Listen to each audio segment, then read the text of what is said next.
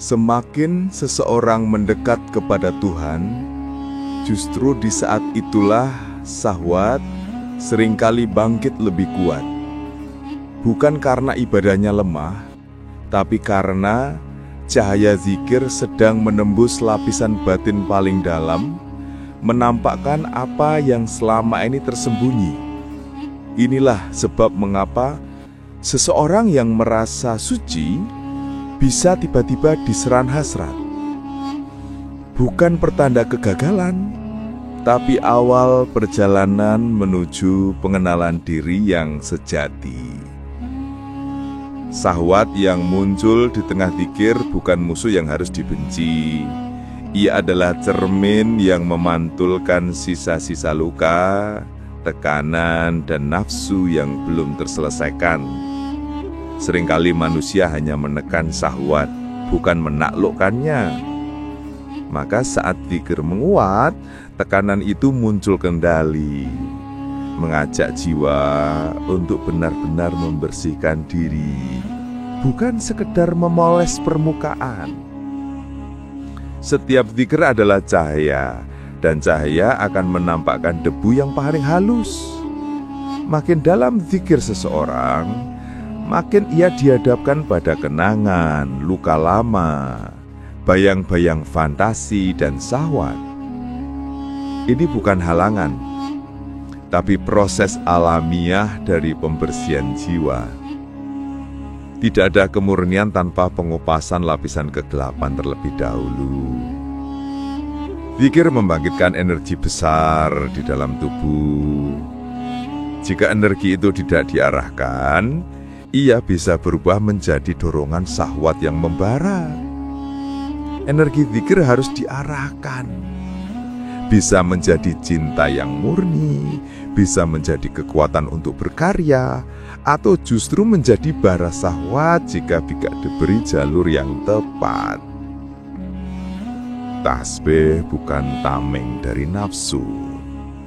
Simbol tidak akan melindungi dari gelombang batin jika seseorang tidak jujur kepada dirinya sendiri. Nafsu tidak takut pada simbol-simbol religius.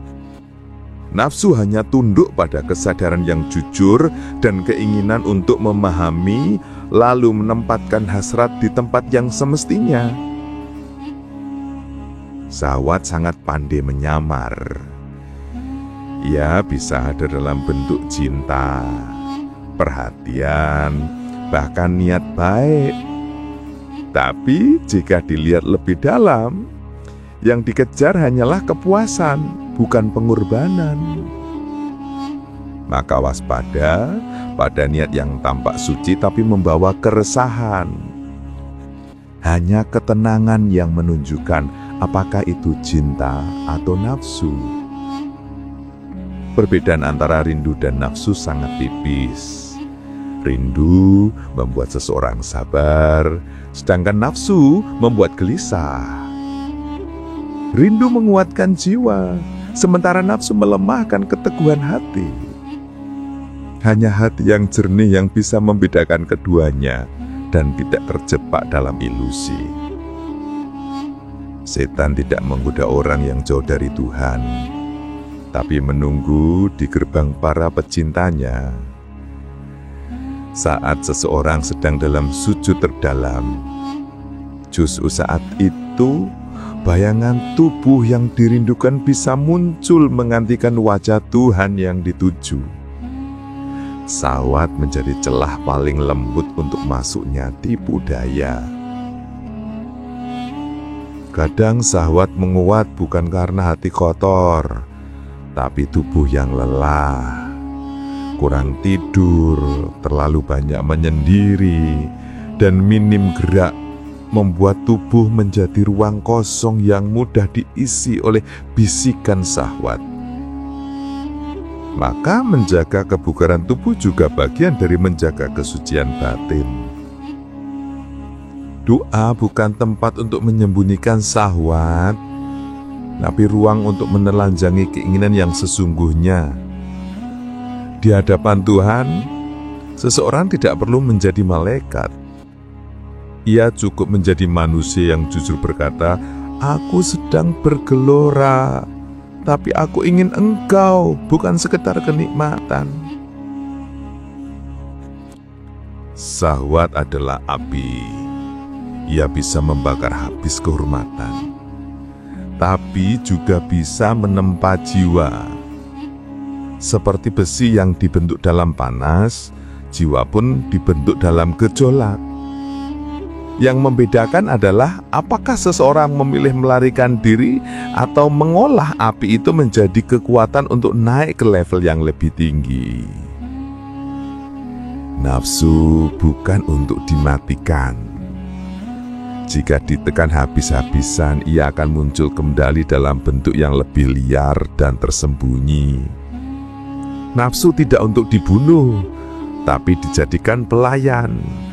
Ia diarahkan, diberi saluran, dan digunakan untuk tujuan spiritual yang lebih tinggi.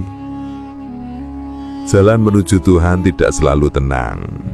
Kadang ia menanjak lewat tanjakan syahwat. Jika seseorang berhasil melewatinya, ia akan naik ke makam yang lebih tinggi. Jika jatuh, itu bukan akhir, tapi pengingat bahwa ada yang perlu disempurnakan dalam batinnya. Energi syahwat sangat besar. Jika disalurkan dengan benar, ia bisa menjadi karya, kasih sayang, dan bahkan doa yang lebih mendalam.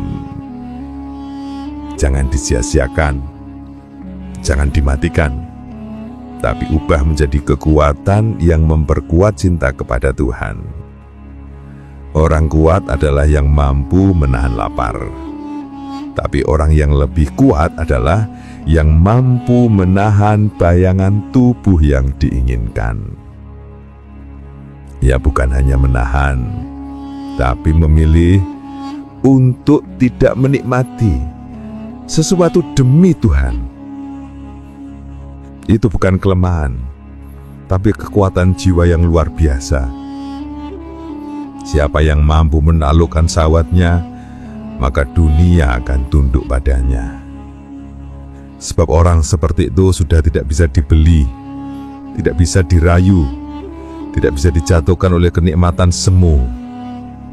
Ia bebas, dan hanya orang bebas yang bisa menaklukkan dunia. Kualitas seseorang bukan diukur dari banyaknya harta, tapi seberapa kuat ia bisa berdiri di tengah godaan tanpa jatuh. Itulah kekayaan sejati, kekayaan jiwa yang tidak bisa diguncangkan oleh kenikmatan sesaat. Syahwat tidak perlu dimusuhi.